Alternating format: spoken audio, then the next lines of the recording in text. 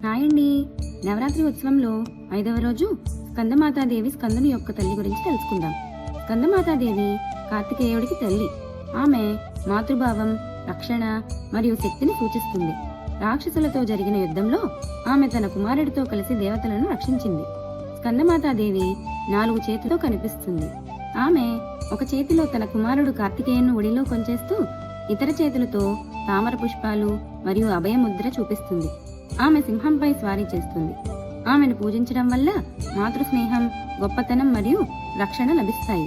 ఆమెకు సంబంధించిన దేవాలయాలు ఒకటి వారణాసిలోని స్కందమాత ఆలయం, మరొకటి తమిళనాడులోని స్కందగృహ ఆలయం.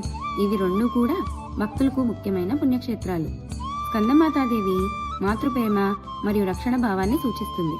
ఆమె ఆరాధన మనలో భద్రత, ప్రేమ మరియు ఆధ్యాత్మిక బలాన్ని పెంపొందిస్తుంది. స్కందమాతాదేవి గురించి చెప్పుకుంటూ ఈ నవరాత్రి ఉత్సవంలో 5వ రోజు ఆనందంగా ముగిసింది. రేపు కాత్యాయని దేవి గురించి మరిన్ని విశేషాలు తెలుసుకుందాం.